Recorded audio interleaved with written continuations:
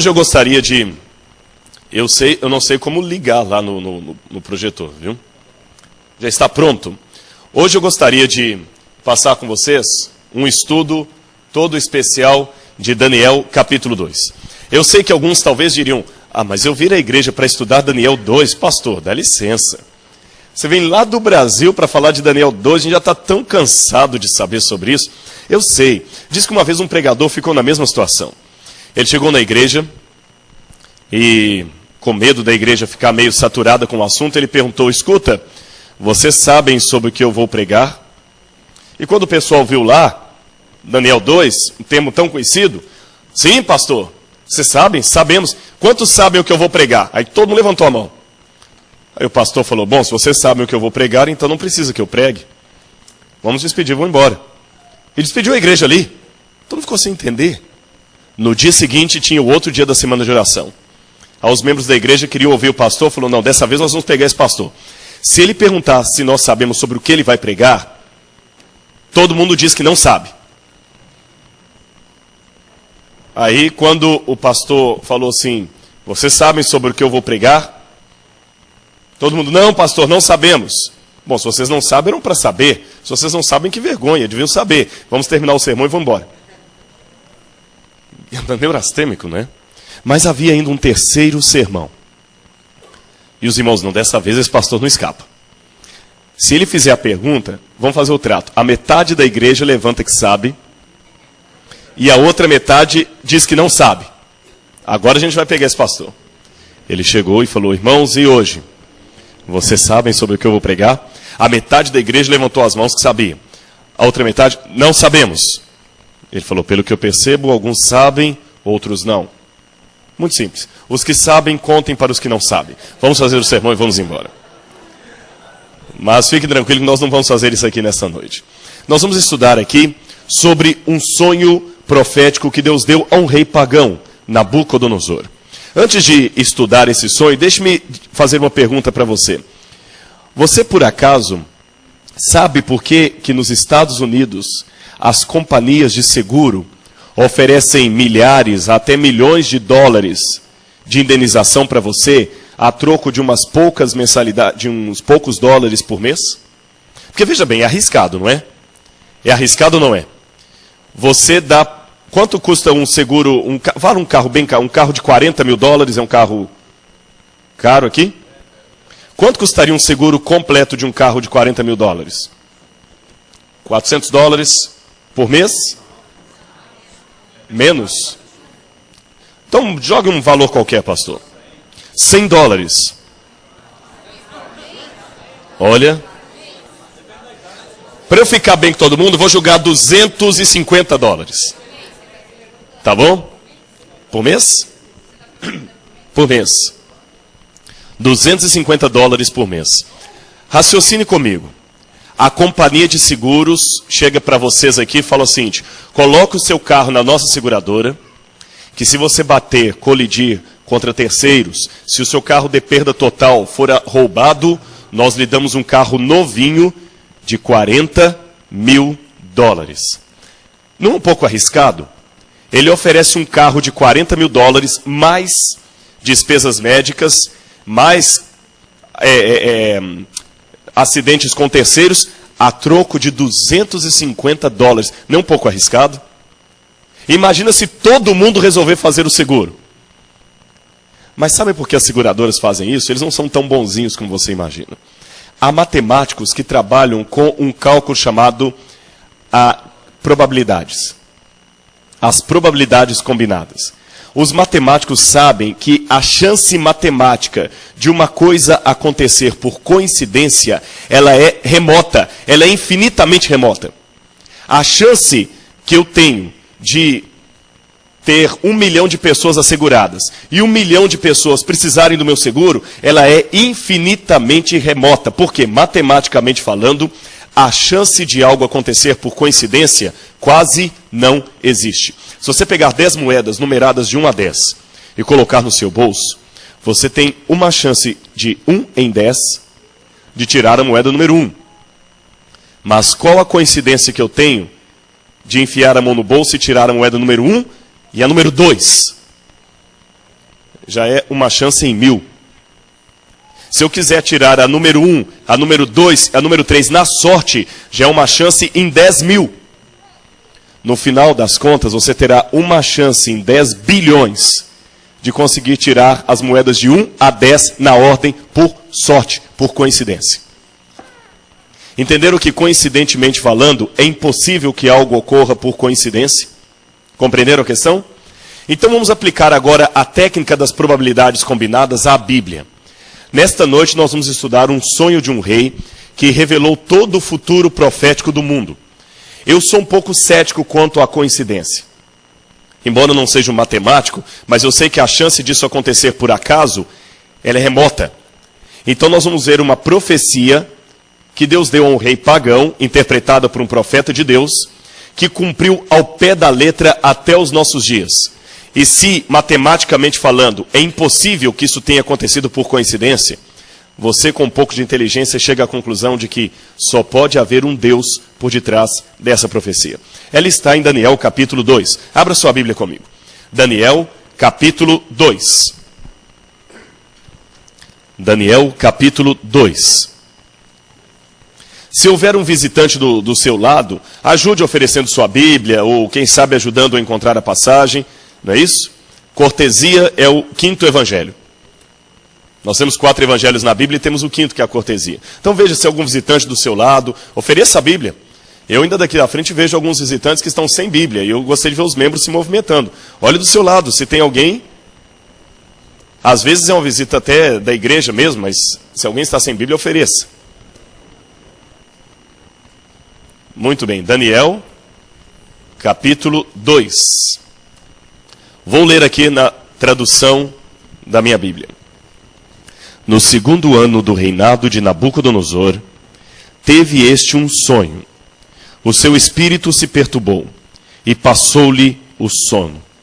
Então o rei mandou chamar os magos, encantadores, os feiticeiros, os caldeus, para que lhe declarassem ao rei quais foram os sonhos. Eles vieram e se apresentaram diante do rei. Bom, o sonho que Nabucodonosor teve foi muito estranho. Daqui a pouquinho nós vamos ver qual foi esse sonho. E a Bíblia diz no capítulo 2, verso 1, que quando o rei teve o sonho, o seu espírito se perturbou. No hebraico há uma expressão muito curiosa, titpaem. Titpaem significa os seus pés começaram a bater. Deixa eu explicar uma coisa para os irmãos. Eu estou fazendo no Brasil um dicionário de expressões idiomáticas da Bíblia. Vocês sabem que em inglês você tem muitas expressões idiomáticas que não dão certo se você traduzir ao pé da letra para o português. Não é isso? Eu noto aqui como vocês convivendo tanto com o inglês, começam a aparecer o inglês no português. Exemplo de coisas que não se dizem em português. Eu vou fazer aplicação para os meus documentos. É isso em inglês. Você está pensando em inglês. Eu tenho um apontamento com o pastor da igreja hoje à tarde. Não é isso? Eu vou chamar para fulano agora. Eu vou chamar para... I will call in for. Né? I call in to. Eu vou chamar para. A gente não fala assim em português. Esse é o anglicismo. É o inglês que está na sua cabeça. E nessa aí, muitas expressões idiomáticas do inglês, você começa a passar para o português. Da mesma maneira, do português, nós temos expressões que podem causar polêmica. Eu estou morto de cansado. Como morto se cansa? A Bíblia também tem as suas expressões idiomáticas. Por exemplo, amarrar os rins significa levantar para partir. E quando você está traduzindo isso na Bíblia é complicado. Tradutor e traditório. O tradutor é um traidor. Que se você traduz ao pé da letra, não faz sentido. Se você muda, está mudando a Bíblia. Então, se ele lê lá na Bíblia cingindo os lombos, ou amarrando os rins, significa levantar para sair. Bater os pés significa literalmente ficar com o coração palpitante, querendo de todo jeito saber o entendimento. Então Nabucodonosor ficou muito nervoso, ele ficou agitado. A Bíblia dá a entender que esse sonho repetiu várias vezes, porque ele pediu aos magos para interpretar os sonhos. Então ele tinha o sonho e esquecia, e tinha de novo e esquecia. O rei estava aflito para saber qual o significado daquele sonho. E a Bíblia diz que ele chamou aqui os magos, feiticeiros, os astrônomos. Todos trabalhavam na corte de Babilônia. E Daniel também estudava na mesma universidade que esses homens foram diplomados. Ontem nós vimos no sermão quais foram as aulas que Daniel teve ali. Qual era o papel dos magos e feiticeiros? Não é isso? A Bíblia não fala aqui? Então mandou chamar os magos e encantadores, ou magos e feiticeiros.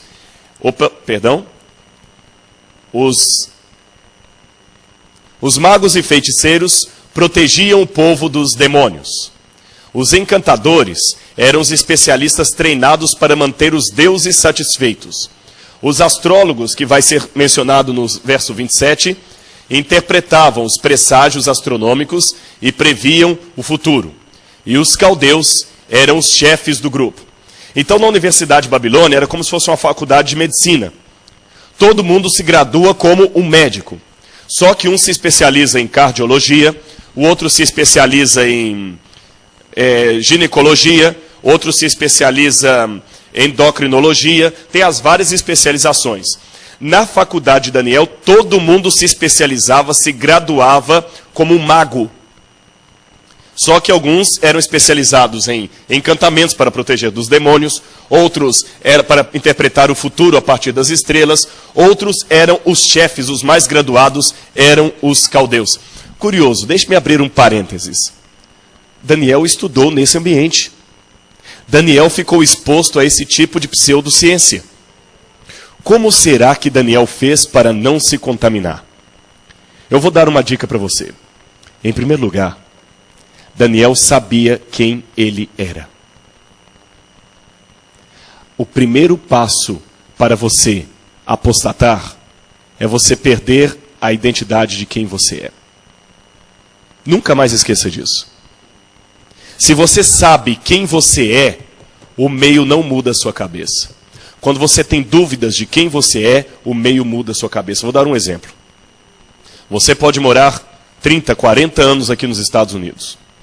Eu não estou falando das crianças que nasceram e foram batizadas aqui. Eu falo de você que veio adulto. Se você é um brasileiro mesmo no seu coração, e sabe que você tem amor ao Brasil, você pode até conviver com a cultura americana, você pode até ficar nesse país, você pode ter o seu green card, você pode ter até cidadania, mas no fundo, você conhece as suas raízes. Você sabe que é um brasileiro. E quando você ver a bandeira do Brasil com ordem e progresso tremulando, o seu coração palpita porque você sabe quem você é. Agora, quando você não tem certeza de quem você é, 3 meses aqui são suficientes para você voltar para o Brasil e chegar lá falando assim: irmãos, é muito bom ter voltado ao Brasil. Como diz mesmo isso em português? Eu esqueço. Eu não estou falando de quem foi alfabetizado aqui. Eu quero deixar isso bem claro. Eu sei que há crianças, adolescentes que cresceram aqui, foram alfabetizados em inglês, ouvem inglês o tempo todo, e para eles o português é quase segunda língua, que eles só ouvem em casa com os pais. Eu não estou falando, gente, assim, ou como um amigo meu, o pastor Paulo Bloch, que casou com uma americana, o filho não sabe português, nem a esposa, ele convive o tempo todo com o inglês. É lógico, está 40 ou 50 anos já que ele está aqui nos Estados Unidos, é uma situação diferente. Eu estou falando daqueles que passam 2 meses aqui, não aprendem o inglês e esquecem o português. Não tem identidade. Não tem identidade. Quem não sabe o que é, está se programando para perder a sua identidade. Você tem que saber quem você é. Quais são as suas raízes. Se não sabe o que acontece, você se vende com muita facilidade. E você ama esse país, não porque você ama esse país, porque aqui é um país rico. Você não teria o mesmo sentimento na Etiópia. Você não ficaria na Etiópia, como eu ouvi alguém falando assim: não fale mal do meu presidente, referindo-se ao presidente Bush. Você não falaria isso do presidente da Etiópia se você passasse 20 anos lá. Por quê? Porque na Etiópia não tem a riqueza que tem aqui? Então, cuidado. Você tem que saber quem você é. E esse exemplo que eu dei de nacionalidade, eu aplico também à religiosidade. Você tem que saber em que você acredita. Daniel sabia no que ele acreditava. Ele sabia do que ele não podia abrir mão. Por isso ele ouvia o ensinamento dos professores babilônicos, mas ele sabia com o que ele podia concordar e com o que ele não podia concordar. Ele sabia quem ele era. Deixe-me aproveitar para fazer uma pergunta. Você, como membro da igreja, sabe do que você não pode abrir mão? Eu tenho medo, pastor, de fazer um sermão baseado em Sofonias, capítulo 2, que eu não sei quanto tempo a igreja vai demorar para achar o versículo. E alguns vão sair da igreja acreditando que a sua Bíblia não tem o livro de Sofonias. Ou quem sabe eu querer fazer um sermão baseado em 2 Nefi, capítulo 5.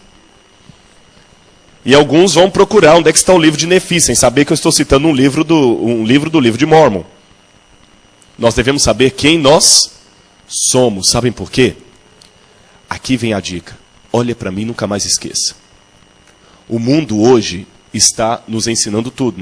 A universidade ensina coisas contrárias à religião, ao evolucionismo. Mas o mundo também está entrando num caos, num sonho desesperador, como Nabucodonosor.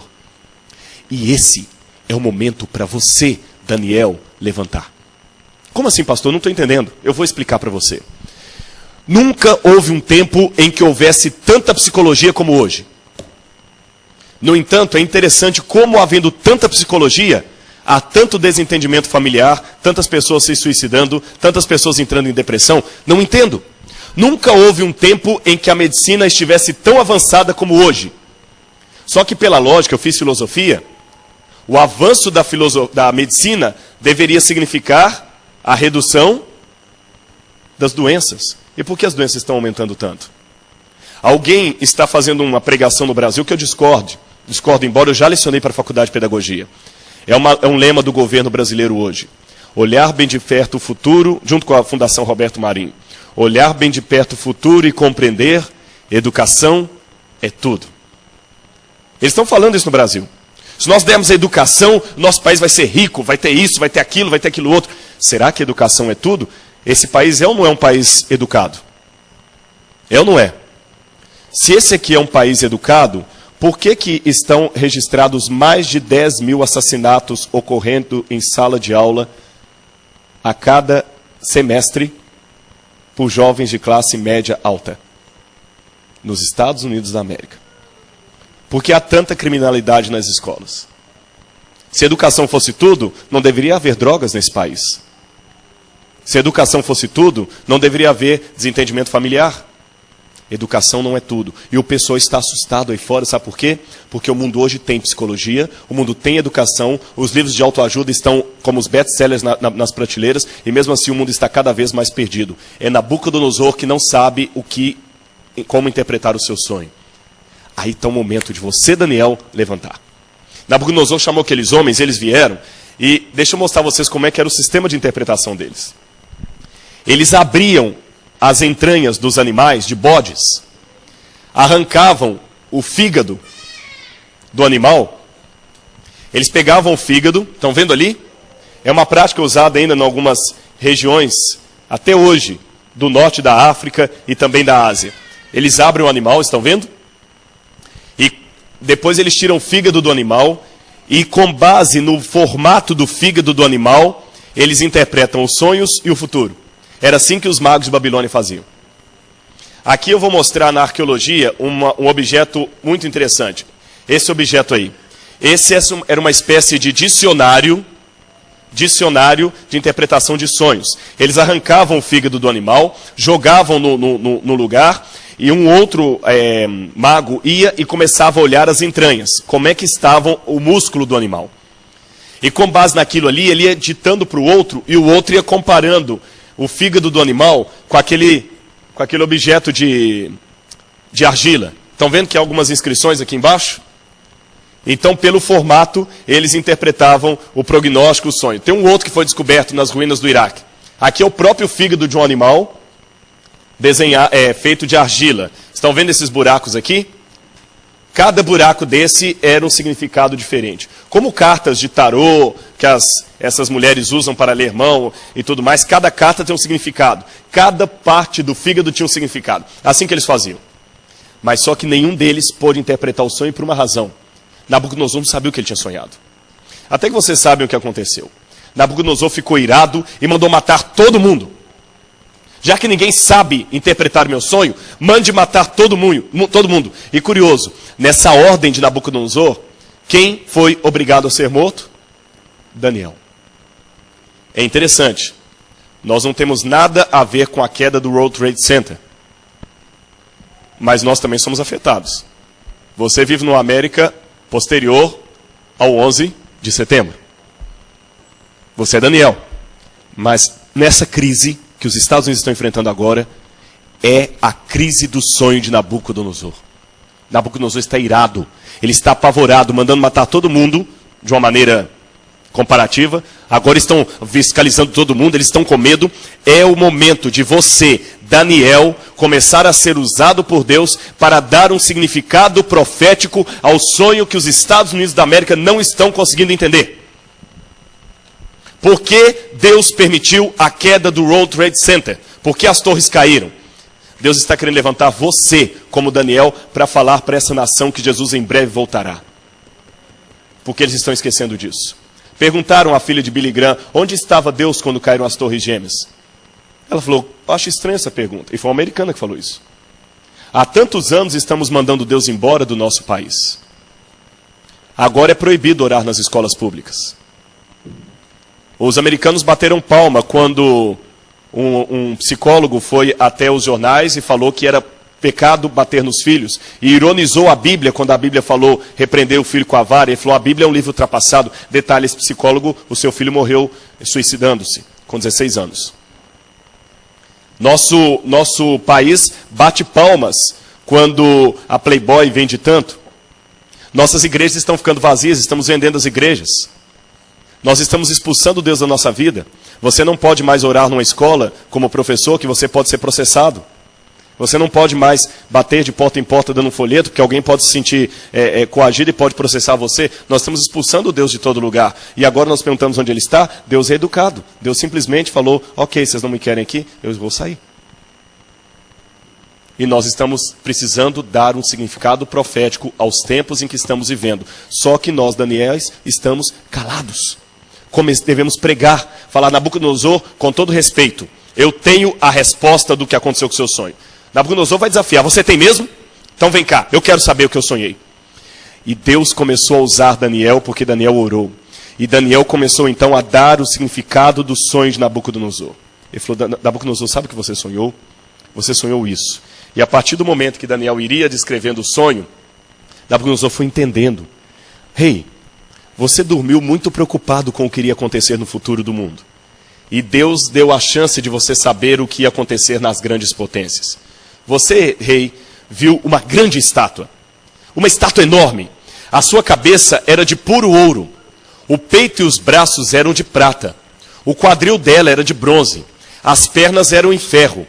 E os pés eram ferro misturado com barro. Nabucodonosor, puxa vida, foi isso mesmo. Um detalhe curioso. Heródoto fala das fases do mundo que eram comparadas aos 4 metais. Ouro, prata, bronze e ferro. Por isso que a estátua era de ouro, prata, bronze e ferro. E depois que o senhor estava olhando a estátua, rei, uma coisa curiosa aconteceu. Uma pedra vinda do céu sem auxílio de mãos humanas, bateu nos pés da estátua, esmiuçou a estátua, quebrou a estátua e essa pedra encheu a terra. Foi isso mesmo que eu sonhei. É isso mesmo, eu estou lembrando agora. E o que significa isso? Eu vou dar uma boa notícia para o senhor, rei. Tu, ó rei Nabucodonosor, tu és a cabeça de ouro da estátua. Eu sou a cabeça de ouro, sim. Babilônia era um reino fantástico. Eu havia mencionado para vocês ontem, Babilônia havia conquistado toda a famigerada e terrível Assíria. E o rei Nabucodonosor era exemplar. Eu falei com vocês dos jardins suspensos da Babilônia. Havia árvores de 25 metros de altura nos jardins suspensos da Babilônia. Era uma fortaleza inexpugnável. Só que Daniel disse algo para o rei. Rei, só que eu tenho uma notícia triste para dar para o senhor. O senhor é a cabeça de ouro. Mas o seu reino vai passar. E ele vai ser conquistado por um reino inferior ao seu. É interessante. Qual metal é mais precioso? O ouro ou a prata? Interessante, a prata é inferior ao ouro. Qual metal é mais precioso? A prata ou o bronze? O bronze é inferior à prata? Qual metal é mais precioso? O bronze ou o ferro? O bronze, o ferro é inferior ao bronze. Sempre um reino inferior vai conquistar o outro rei. Você está brincando, é verdade. E a profecia se cumpriu. O reino de Nabucodonosor parecia inexpugnável, impenetrável. Ninguém podia invadir aquele reino. Naquela época, as pessoas tinham o costume de cercar uma cidade. Quem estava fora não entrava, quem estava dentro não saía. Mas como alguém podia cercar uma cidade com 16 quilômetros de muralhas? mas apareceu Ciro e Dario. Este é Ciro, o conquistador da Babilônia, o representante dos peitos e braços de prata. Ciro ajuntou-se com o seu sobrinho, com seu tio, Dario, e os dois formaram juntos o reino da Medo-Pérsia. E em 538, eles invadiram a cidade de Babilônia. Aí está o túmulo de Ciro. Como eles invadiram Babilônia? Vocês lembram que eu mostrei ontem o rio que passa pelo meio de Babilônia? Qual era o nome dele mesmo? Rio Eufrates. Há duas versões históricas. Uma diz que era verão e o Eufrates estava com as águas baixas. Outra versão diz que Ciro e Dario desviaram o curso do rio mais ao norte, e as águas então começaram a ficar baixas. De madrugada, os homens entraram pelo rio, aqui tudo eram muralhas de Babilônia, entraram pelo rio e foram parar justamente aqui, na entrada que dava para o lado sudoeste do palácio do rei. O rei naquela noite estava dando uma festa tremenda. Aqui está o palácio do rei Nabucodonosor, mas não era mais Nabucodonosor o rei de Babilônia nessa época, era Belsazar. O rei estava dando uma festa aqui. Eles vieram caladamente pelo rio, entraram por debaixo dos arquedutos e mataram todos que estavam no palácio, inclusive o rei, e dominaram a cidade de Babilônia. Incrível, a cidade não foi cercada. As pessoas que moravam nas cidades, nas casas, estavam dormindo.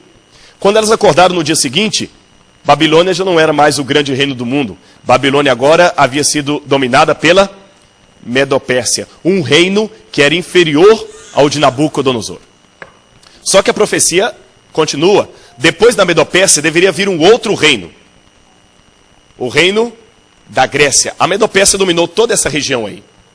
Mas ela seria atacada pelo quadril de bronze da estátua. O reino de Alexandre o Grande. Alexandre tinha pressa. Deixa eu contar uma coisa de Alexandre para vocês. O pai de Alexandre era Filipe da Macedônia. Crise de família, sabe, existe desde aquele tempo. Quando Alexandre era criança, e ele viveu na época que a Grécia ensinava as mitologias gregas, Filipe estava vindo de uma conquista com o avô de Alexandre. E eles encontraram Alexandre chorando muito. Chorando. Ele tinha uns 4 ou 5 anos de idade. Eles chamaram, por que você está chorando tanto? Eu choro sim. Por que você está chorando? Porque vocês estão conquistando tudo, e quando eu crescer não vai ter nada para eu conquistar. Esse era o espírito de Alexandre o Grande. Ele já queria ser herói desde criança. E teve uma coisa, a mãe dele teve uma briga com o pai. E para vingar do pai, ela chegou para Alexandre e falou assim, Alexandre, você não é filho do seu pai. Lembra que eu falei com vocês da mitologia grega? Eles acreditavam que os deuses do Olimpo desciam do Olimpo e tinham relação com as mulheres. E dessa relação nasciam semideuses. Vocês conhecem as histórias, não é isso? E um dos mais famosos era quem? Quem era o homem forte da Grécia? Hércules. A mãe de Alexandre falou assim, você não é filho do seu pai. Não, não. Zeus desceu do Monte Olimpo e dormiu comigo. E você nasceu. Você é filho de Zeus. Sério, mãe? Sério, Alexandre. Você é filho de Zeus e irmão de Hércules. Aí pronto, era o que ele precisava. Era a cereja do sorvete dele. Alexandre cresceu. Não, porque tem gente que se acha, né? Alexandre era desse tipo. Ele gostava tanto de si mesmo que eu acho que Alexandre queria se beijar na boca, de tanto que ele se gostava. Bem-aventurado aquele cuja fama não é maior do que o que ele mesmo é. Que é verdade, né, gente? Tem gente que é igual vitrine. Tudo que ele é tem que estar na vitrine aqui para todo mundo ver, né? Eu acho que não é bem por aí. A gente tem que ser um pouco mais humilde. Aprender. Tem uma outra profecia que vamos estudar na quinta-feira, se não me engano, que fala que Alexandre, no seu próprio poder, ele se quebrou. Porque ele era tão arrogante. Ele era bom, ele era competente. Olha o tanto de percursos que Alexandre percorreu com seu exército dominando tudo. Ele dominou até a Índia. Ele dominou mais do que a Babilônia. A Babilônia tinha sido só esse pedacinho aqui. A Medo-Pérsia tinha dominado toda essa parte aqui. Alexandre chegou até a Índia. Ele era bom, só que ele era arrogante. Ele era mais ou menos como um homem, que aconteceu isso aqui nos Estados Unidos. Um advogado.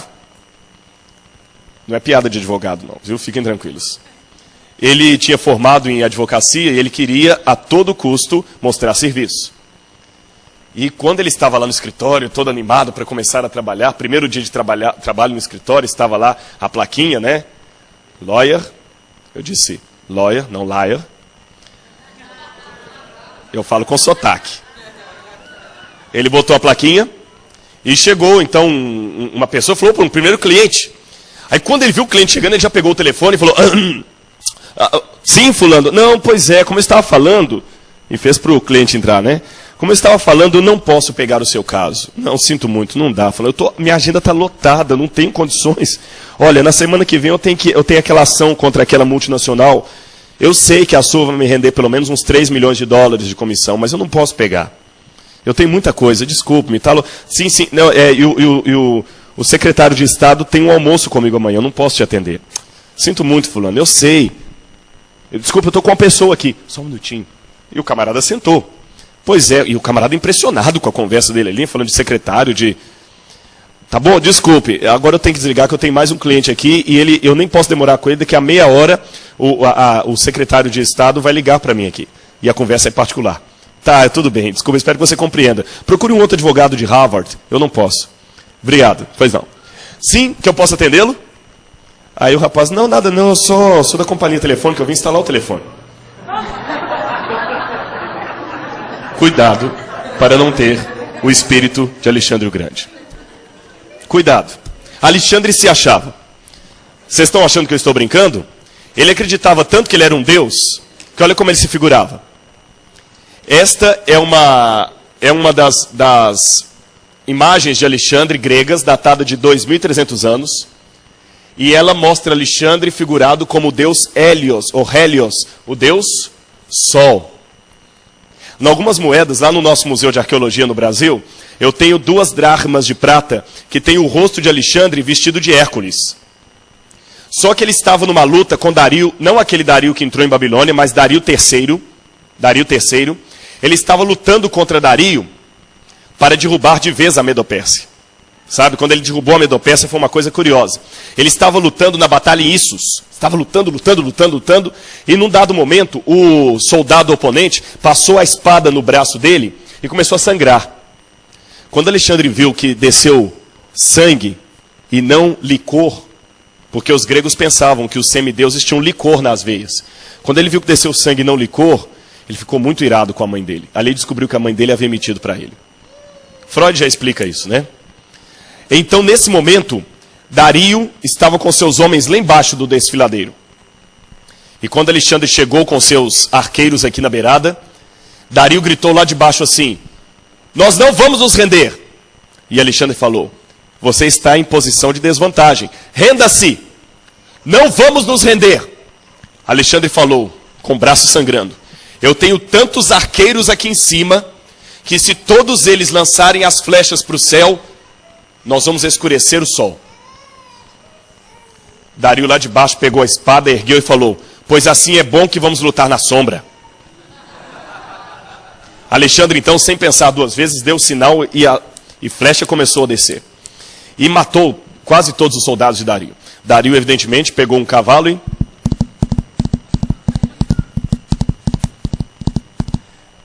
Um secretário de Alexandre, um sátrapa, chamado Besso, um auxiliar de Alexandre, Besso, o nome dele. Não é Beiço, Besso. Ele era um auxiliar, sabe, aquele correligionário ali. Ele, quando viu Dario fugindo, ele também pegou um cavalo e foi atrás de Dario. Ele matou Dario, que já estava ferido, e trouxe o corpo de Dario arrastado no seu cavalo. Quando Alexandre viu aquilo, Alexandre já estava chateado por causa da questão do braço, Besso falou, aqui, grande general Alexandre, o teu inimigo, eu trago para o senhor. Qual é o meu prêmio? Alexandre olhou e falou, é assim que você trata um guerreiro tão corajoso como ele? Eu vou te dar o seu prêmio.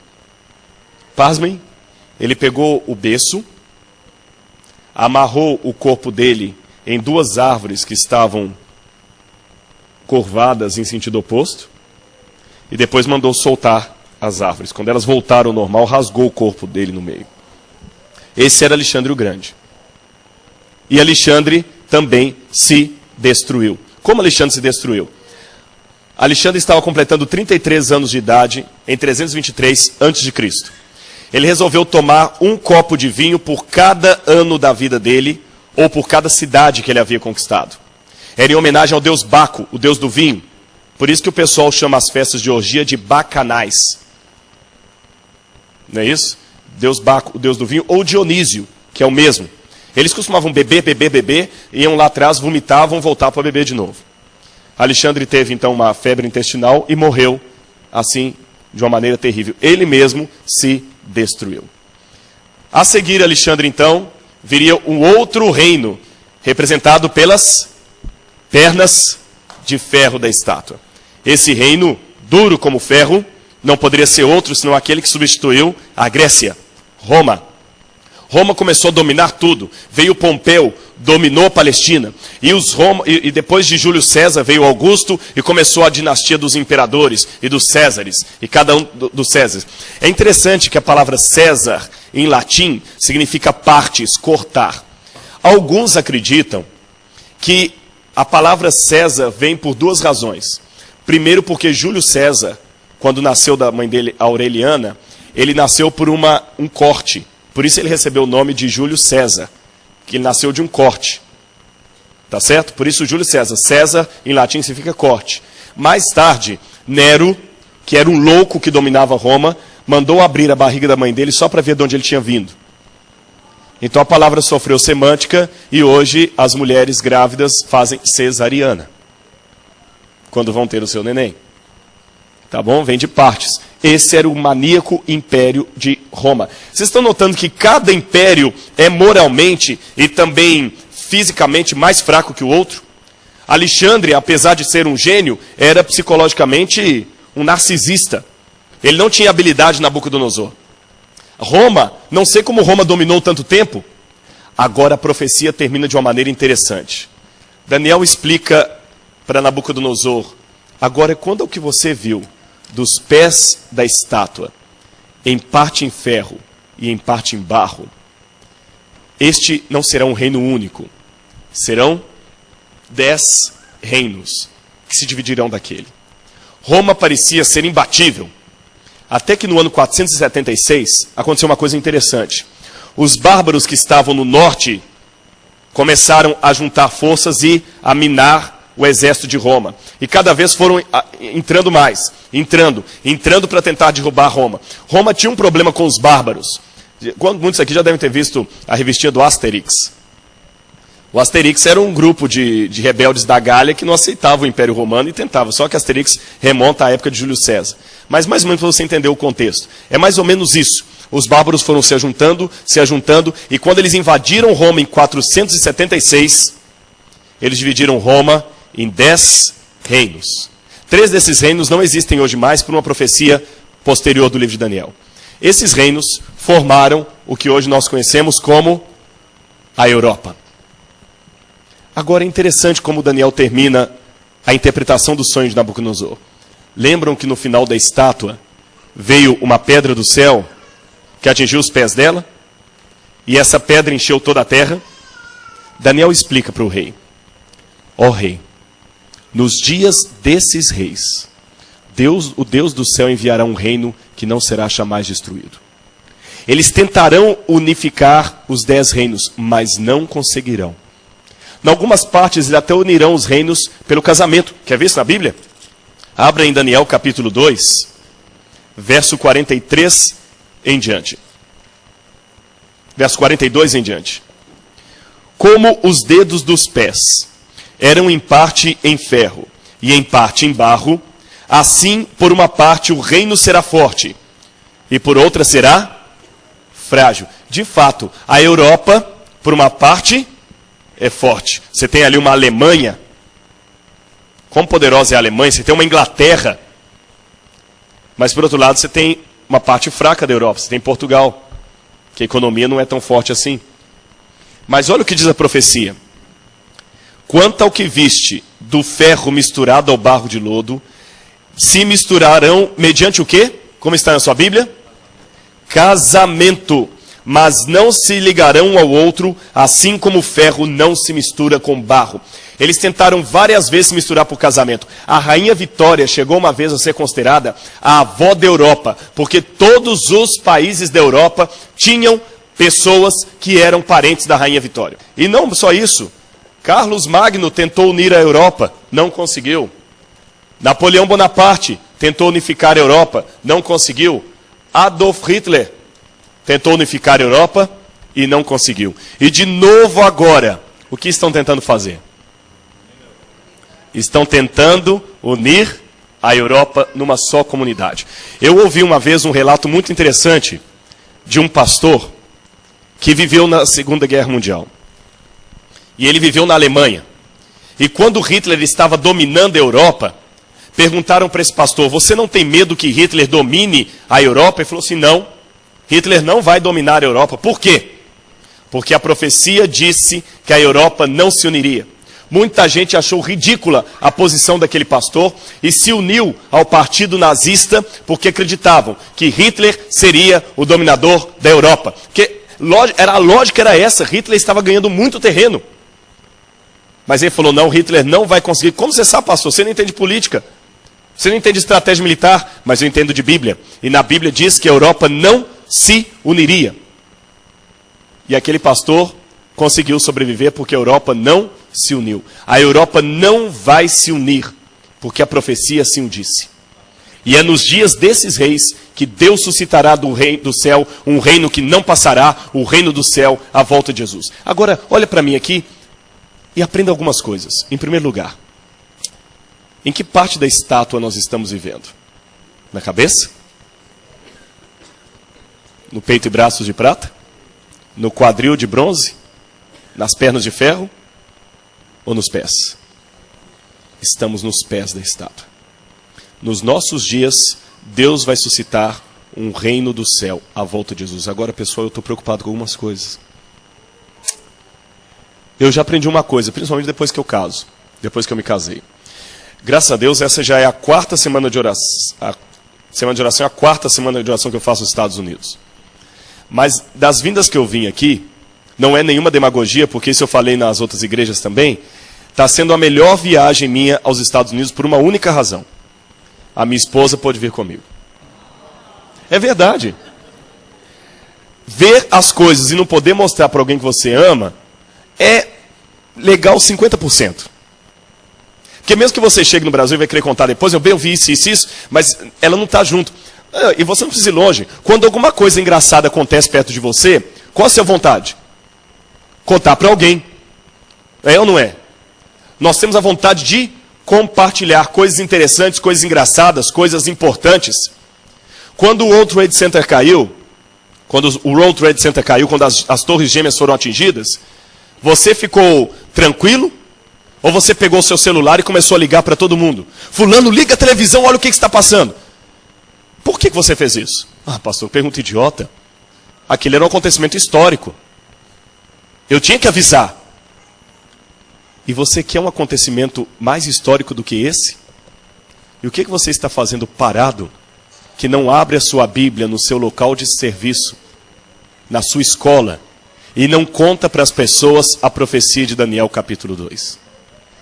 Eu podia pregar aqui sobre uma coisa que seria novidade para todo mundo. Por que eu repeti aqui na igreja um tema tão óbvio de Daniel capítulo 2? Sabe por quê, pastor? Eu fico preocupado em que nós estamos nos distanciando tanto da cultura bíblica, que pode chegar um tempo em que eu pregue Daniel capítulo 2 e muita gente fala assim: puxa, eu nunca vi um estudo sobre esse e sou batizado há 20 anos.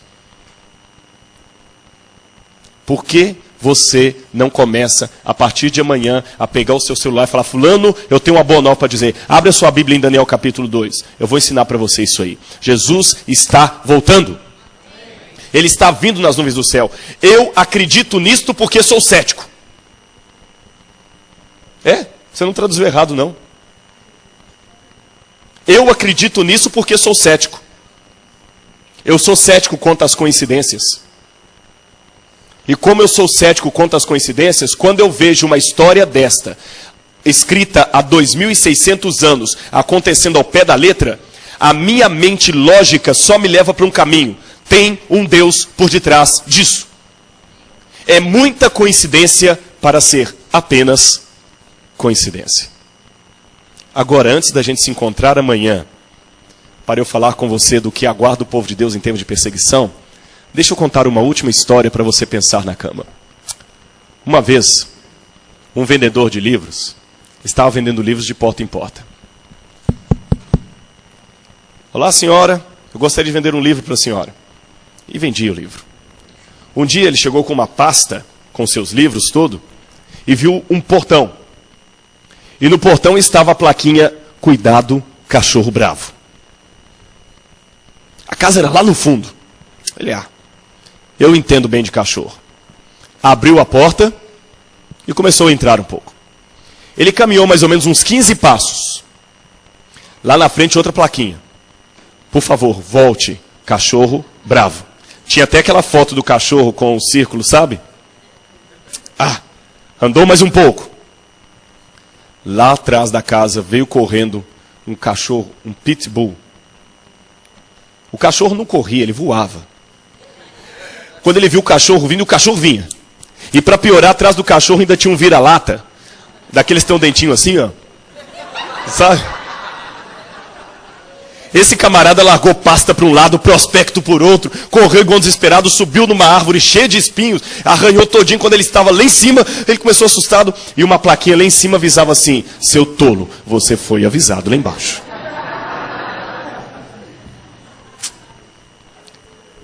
Eu e você estamos sendo avisados aqui, não estamos? Você é inteligente. Deus lhe deu inteligência. Não brinque com a sua salvação. Por que você ainda não contou esse estudo para outras pessoas? Anuncie que Jesus está voltando. Para o mundo aí fora, a unificação da Europa pode ser até uma estratégia política. Para mim, é mais do que isso. Além disso, existe um significado profético na história que aponta para o lar, que aponta para a volta de Cristo. E amanhã, eu quero você aqui. Se tinha um culto que você tinha que ter perdido, era o de hoje.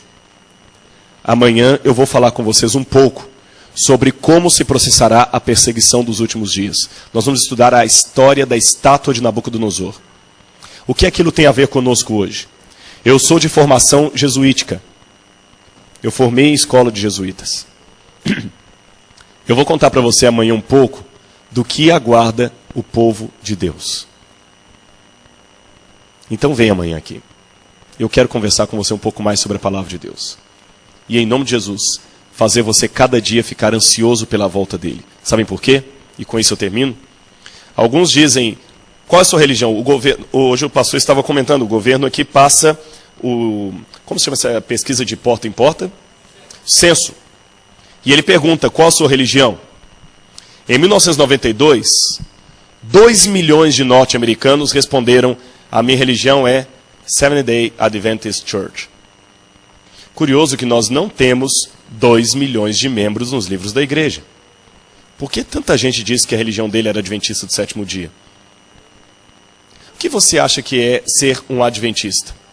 Acreditar na volta de Jesus? Será que é isso que é ser adventista? Curioso, o demônio acredita ou não acredita na volta de Jesus? Então o demônio é um adventista? Então eu acho que ser adventista não é só acreditar na volta de Jesus. É querer a volta de Jesus. É desejar a volta de Jesus como a coisa mais preciosa da sua vida. Se você é adventista só porque você acredita na volta de Jesus, meu irmão, desculpe, o diabo também acredita. Que a Bíblia fala que os demônios creem e estremecem. Então não é só acreditar. Ser um adventista não é só acreditar num corpo doutrinário. É desejar que Jesus volte. Querer, ansiar e falar disso para todo mundo. Porque um dia vamos ver o Senhor face a face. E enquanto esse dia não volta, que Ele nos mantenha firmes na palavra dele. Em nome de Jesus. Amém.